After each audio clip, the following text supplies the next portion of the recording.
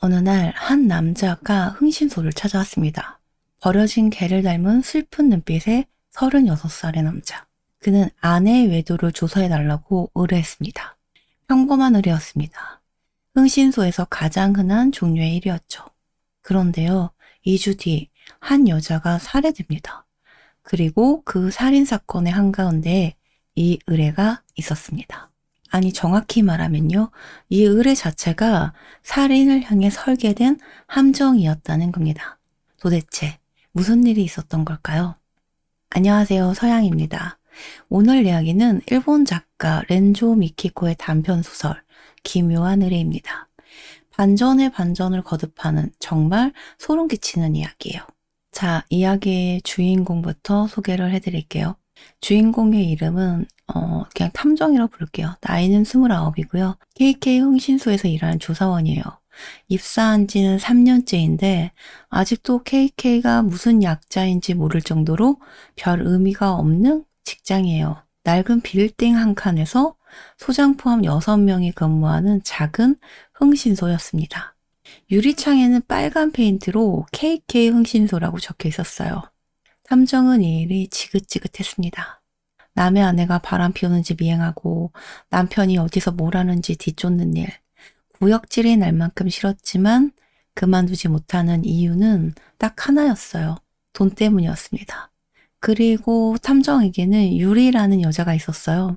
석 달 전쯤에 클럽에서 만나서 바로 그날 밤 관계를 가졌습니다. 연인이라고 하기엔 뭔가 좀 애매한 사이였어요. 탐정은 유리에 대해 아는 게 거의 없었습니다. 유리라는 이름이 본명인지도 잘 몰랐어요. 그리고 나이도 28살이라고는 했지만 정확하지는 않았습니다. 아는 거라고는 딱 2가지가 있었는데요. 파란색을 좋아한다는 것하고 유리에게 남자라는 것은 그냥 그렇게 믿을 만한 존재는 아니었다는 것 정도였어요. 그냥 그런 관계였습니다. 자, 그러던 토요일 오후였어요. 흥신소 복도에 한 남자가 서 있었습니다. 계단 끝에 서 있던 남자는 36살의 남자. 이 남자는 탐정을 보고 고개를 슬쩍 숙이더니 머리카락을 쓱 쓸어 올렸어요. 참고로 이 탐정은 머리카락을 쓸어 올리는 남자를 가장 싫어했습니다. 이 남자의 이름은 스치야 마사루. 마루노우치에 있는 본사를 둔 N은행의 중역이었어요. 나이에 비해 지나치게 높은 직급이었는데 아마 은행 총재 쪽에 연줄이 있었을 겁니다. 마타 있는 집도 엄청난 저택이었고요. 근데요, 지쳐버린 만년 평사원 같은 인상의 스치아에게는 전혀 어울리지 않았습니다. 온통 자신과 어울리지 않는 것들만 가진 사람이었어요.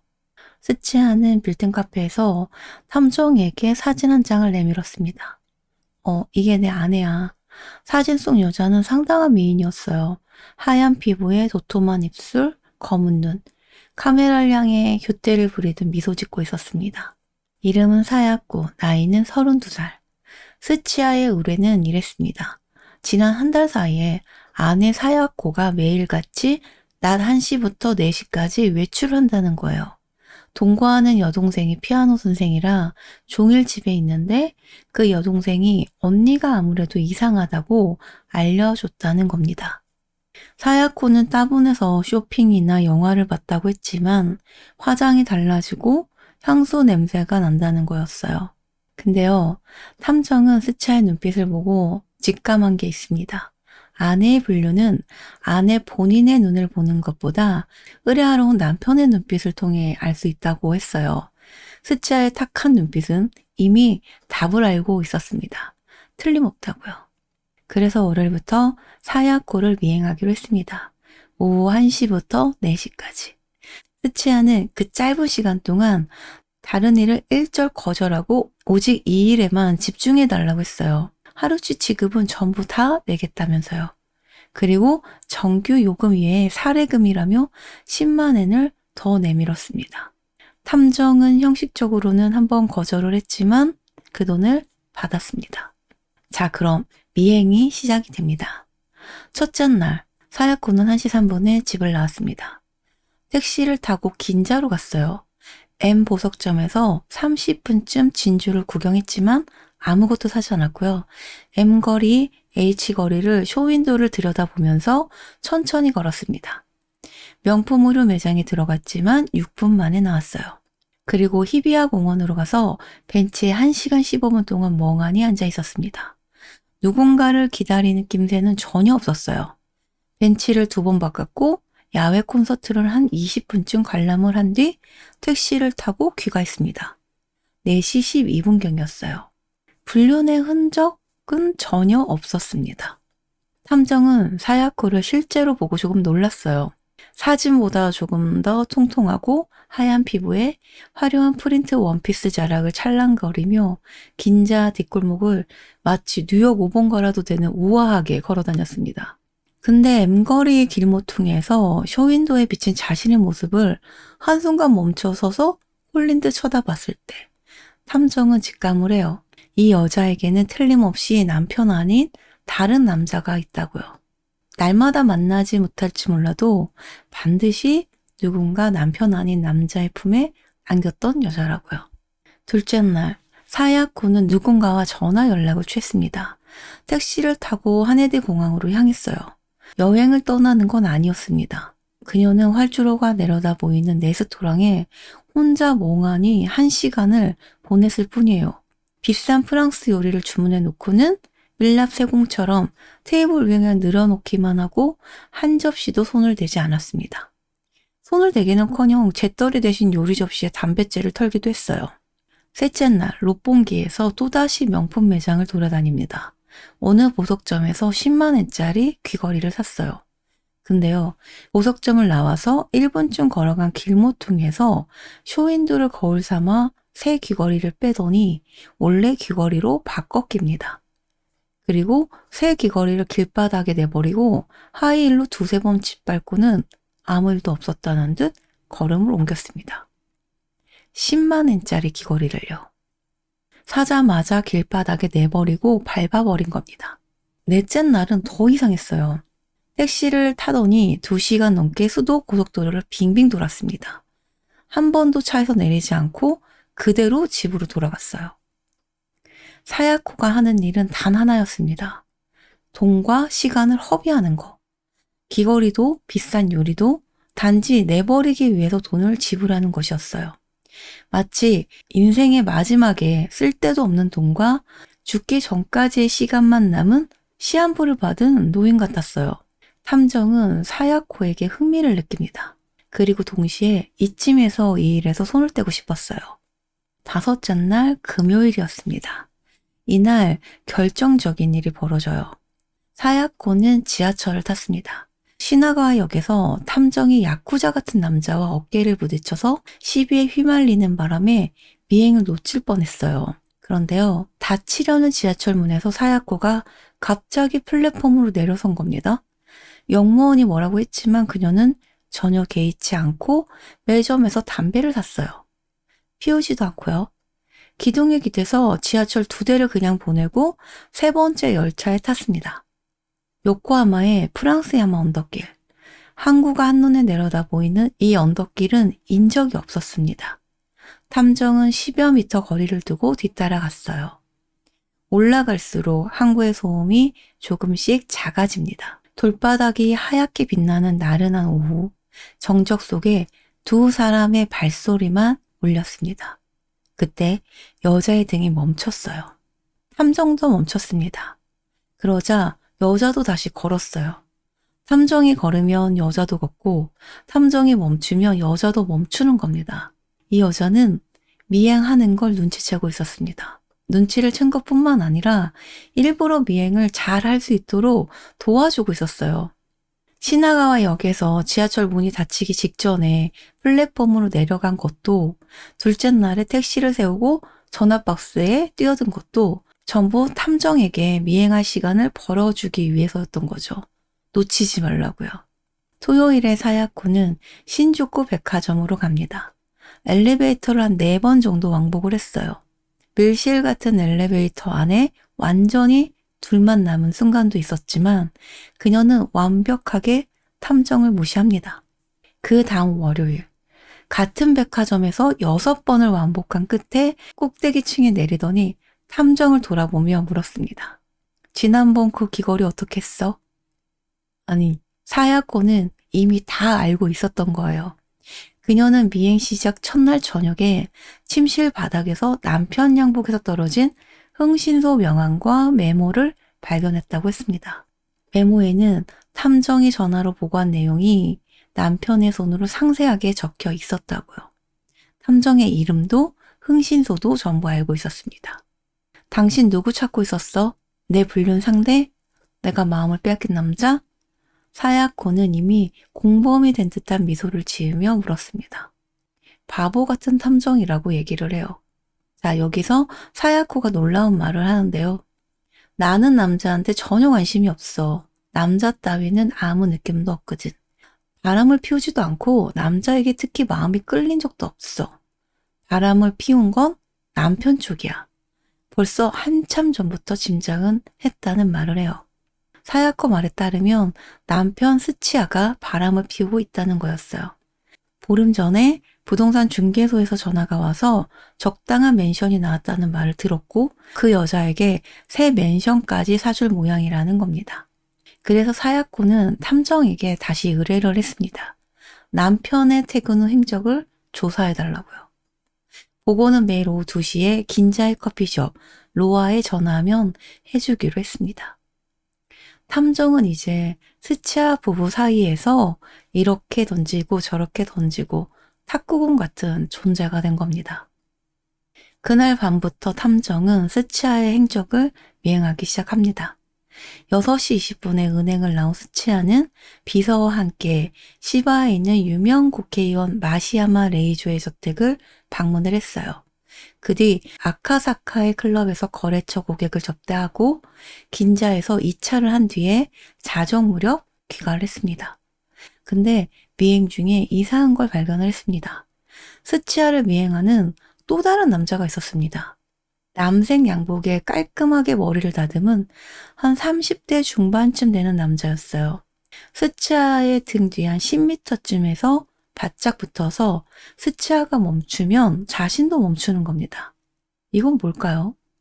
탐정은 뭐가 뭔지 알 수가 없었습니다. 다음 날 오후 2시, 노아에서 사야코에 전화가 왔습니다. 탐정은 스치아의 행적을 보고를 했어요. 그리고 사야코에게 물었습니다. 부인, 누군가 다른 사람에게도 남편분의 미행을 의뢰했습니까? 자기 말고 다른 탐정에게 의뢰한 걸 묻는 겁니다. 사야코는 아니라고 했어요. 그날 오후 탐정은 스치아에게 엉터리 보고를 합니다. 사야코가 긴자 주변을 돌아다녔고 그리고 전날 택시로 수도 고속도로를 2번이나 돌다가 귀가했다고 슬쩍 덧붙였어요. 이건 사야코의 진짜 행적은 아니었지만 며칠 전에 있었던 일이었거든요. 스치아는 잠시 침묵을 하더니 할 얘기가 있으니까 6시에 도쿄역 T호텔 로비로 나오라는 거였어요. 호텔 커피숍에서 스치아는 폭탄 같은 말을 했어요. 당신이 전화로 보고하기 30분 전에 무총재 부인이 나를 찾아왔다. 하네다 공항 호텔에서 사야코가 나오는 걸 봤다는 거야. 근데 당신은 사야코가 긴자 거리를 돌아다녔다고 했지. 나한테 거짓 정보를 줬다는 거죠. 사야코가 탐정을 따돌리고 공항 호텔에서 남자를 만났다는 겁니다. 사야코가 탐정에게 남편을 조사하라고 한 건 미행을 떼어내기 위한 연극이라는 거예요. 그러면서 스치아는 웃었습니다. 그 웃음은 빼빼 마른 남자에게는 어울리진 않았지만 여유만만한 그 얼굴에서는 탐정이 처음으로 엘리트 금융인의 얼굴을 봅니다. 당신 사야코한테 속았어. 다시 내 쪽으로 붙어야 돼. 스치아는 새로운 지시를 내려요. 계속 자신의 행적을 조사하는 척하면서 아내에게는 자신이 결백하다고 보고를 해달라는 내용이었어요. 실제로 미행을 할 필요는 없다고요. 자기 행적을 밤마다 자기가 전화로 알려주겠대요. 탐정은 아무것도 하지 않고도 돈을 받을 수 있는 생각에 고개를 끄덕입니다. 그리고 이 자리에서 결정적인 실수를 합니다. 스치아가 밤에 연락할 전화번호를 물어요. 그때 이 탐정은 유르의 맨션 전화번호를 알려줍니다. 밤 시간에는 시간이 좀 많이 비어서 유리와 함께 있을 생각에 유리의 연락처를 알려준 겁니다. 그랬더니 스치아가 이렇게 물어요. 사귀는 여잔가? 탐정은 진지한 인상을 주고 싶어서 거짓말합니다. 네, 약혼자예요. 머지않아 결혼할 겁니다. 하지만 이 말 거짓말이었죠. 이 한마디가 유리의 운명을 바꾸게 됩니다. 그날 밤 탐정은 유리의 맨션에 갑니다. 유리는 클럽을 그만두려고 한다고 했어요. 맨션도 슬슬 떠날 생각이라고. 도둑사건 이후로 입주민들이 자기 같은 일을 하는 걸 이상한 눈으로 본다면서요. 고향에 내려가 결혼이나 할까? 유리는 이렇게 혼잣말처럼 중얼거렸습니다. 밤 12시 5분 전에 전화가 울렸어요. 스체였습니다. 그날 밤 행적을 세세하게 알려줬어요. 내일 밤에도 이쪽으로 연락을 하면 되나? 탐정은 내일부터는 자기 집으로 연락을 해달라고 했습니다. 전화를 끊고 나서야 넥타이 핀 얘기를 깜빡한 게 생각이 났어요. 도쿄역 호텔에서 스치아가 두고 간 나이프 모양의 넥타이 핀, 다이아몬드가 박힌 고급품이었는데 주머니에 넣어둔 것이 어딘가에 빠졌습니다. 다시 한번 전화가 울렸어요. 유리가 받았는데 이번엔 여자의 목소리였습니다. 스치아라는 사람 정말 모른다니까? 당신 미친 거 아니야? 유리는 화를 내며 소화기를 내동댕이 쳤어요. 이건 사야코의 전화였습니다. 스치아가 호텔에서 적은 메모랑 유리의 이름과 전화번호, 맨션 이름, 그걸 양복 주머니에서 찾아낸 사야코는 남편의 불륜 상대 전화번호라고 오해를 한 거예요. 탐정은 그냥 오해를 한 거겠지 라고만 유리에게 말했습니다. 참 어이가 없다. 유리는 뿌르퉁하게 중얼거리더니 탐정의 가슴에 얼굴을 대고 눈을 감았습니다. 근데 이것이 탐정이 들은 유리의 마지막 말이었어요. 다음 날 아침 탐정이 맨션을 나올 때 유리는 아직 잠들어 있었습니다. 자는 척하고 있었는지도 몰라요. 탐정은 화장대의 보석함을 열었어요. 사야코의 귀걸이를 다시 가져갈 생각이었거든요. 참고로 이 귀걸이는 사야코가 길바닥에 버린 것을 탐정이 주어서 유리에게 선물한 거였어요. 그런데 보석함 귀퉁이에서 넥타이 핀을 발견을 한 겁니다. 그때 잃어버렸다고 생각한 스차의 넥타이 핀이었어요. 욕실에서 떨어뜨린 걸 유리가 주워서 보석함에 넣어둔 것 같았어요. 탐정은 넥타이 핀을 현관에 놓인 붉은 꽃에 꽂아두고 맨션을 나옵니다. 그 꽃의 꽃말은 안녕이었거든요. 탐정은 유리와는 더 이상 만나지 않겠다는 작은 장난이었습니다. 문을 닫을 때 은빛 나이프 손잡이에 다이아몬드가 눈을 찌르듯이 반짝 빛났습니다. 그날 밤 스차에게서 전화가 옵니다. 수요일 밤이었어요. 오늘은 6시 20분에 은행을 나와 기사와 히비야 영화관에서 영화를 봤어. 영화 제목과 줄거리를 알려주고 영화사 창립 50주년 파티에 부부 초대장이 왔는데 미리 봐두기로 했다고 했습니다. 원래 사야코도 함께 볼 예정이었는데 안 왔다는 거예요. 긴자 근처 영화관에서도 하니까 그쪽으로 갔을지도 모른다고요. 탐정은 그렇게 메모를 하고 잠이 들었습니다. 다음날 아침 신문 기사로 사건을 알았습니다. 맨션에서 젊은 호스티스가 교살, 도둑의 범행인가. 큼직한 얼굴 사진의 여자가 누구인지는 금방 알 수 있었어요. 유리라는 이름이 본명이라는 것에 먼저 놀랐습니다. 성은 시카모토, 나이는 28살. 유리는 수요일 저녁 7시부터 8시 사이에 나일론 스타킹으로 목이 졸려 살해됐습니다. 빨간색 외출복을 입고 있었어요. 어딘가에서 돌아왔거나 나가려던 참이었습니다. 집안은 잔뜩 어질러졌고 보석과 현금이 털렸어요. 최근에 이 맨션에 도둑이 들었다는 점에서 경찰은 강도 사건으로 봅니다. 탐정은 안도했어요. 자신과 유리의 관계를 아는 사람은 아무도 없다고 생각했거든요. 누구도 자신을 용의자라고 생각을 하지 않을 거라고 생각을 한 거죠. 근데 한 명 있었죠. 스치아. 스치아는 유리의 이름, 전화번호, 맨션 이름을 전부 알고 있었죠. 탐정이 직접 알려줬으니까요. 그날 오후 로아에서 전화가 울렸습니다. 사야코가 아니라 스치아의 목소리였습니다. 사야코는 아직 연락 안 왔지?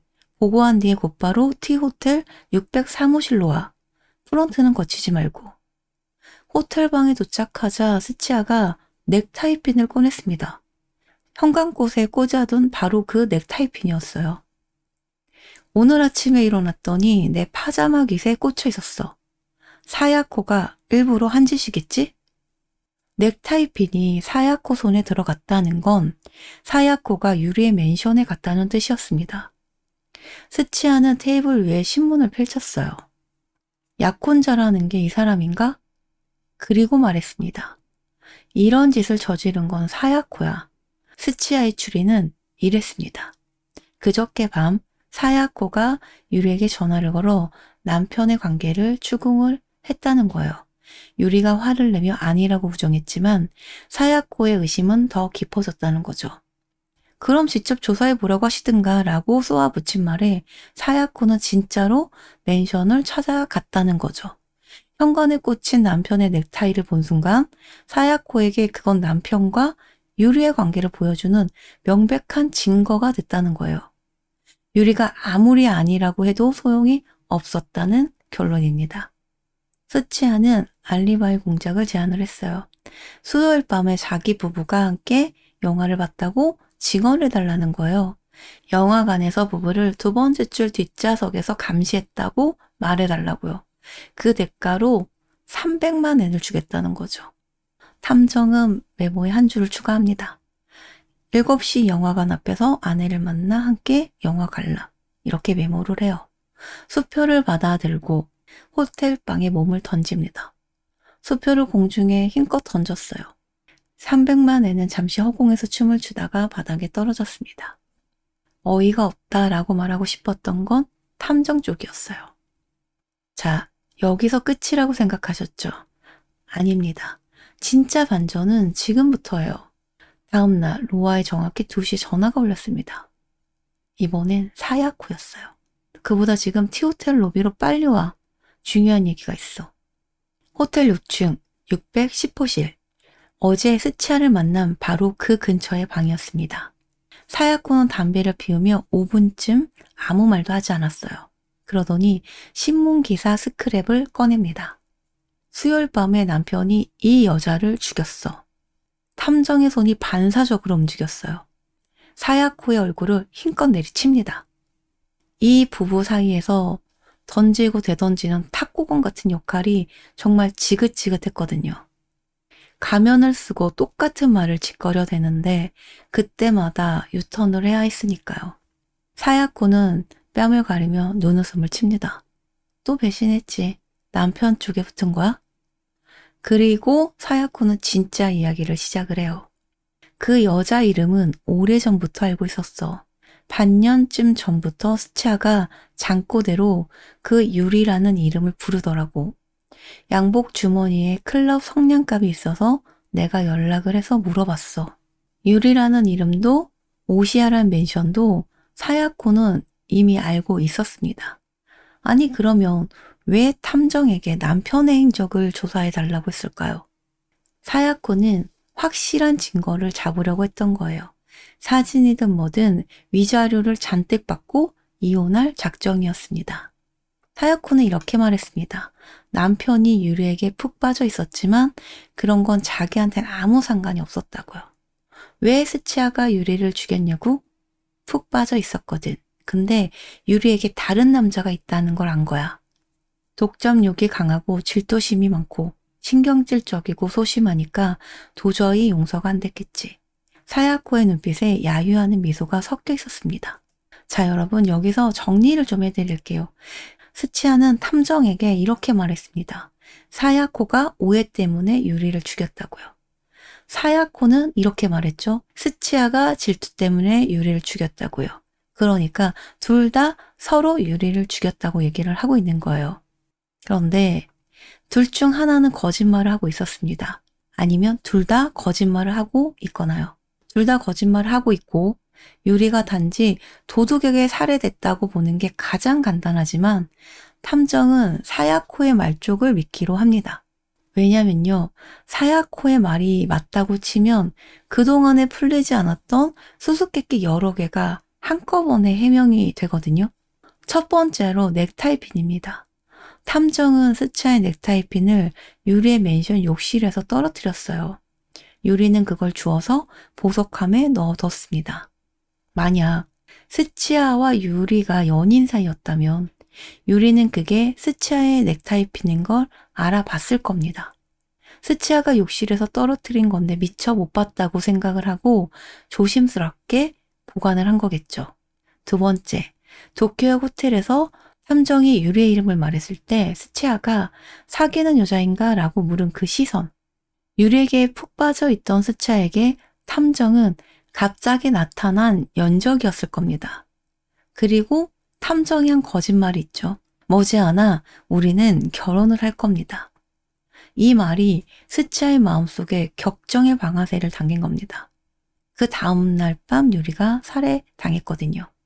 셋째, 가장 중요한 건데요.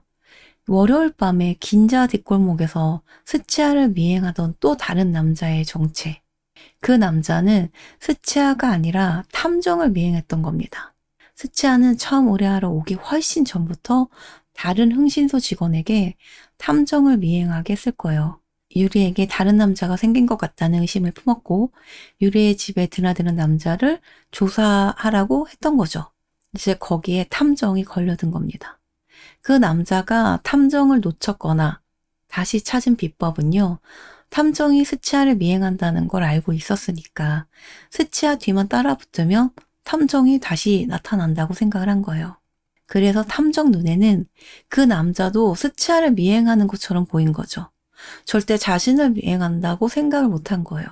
네 번째는 이야기엔 나오지 않았지만 비용을 잘못 결제한 적이 있어요.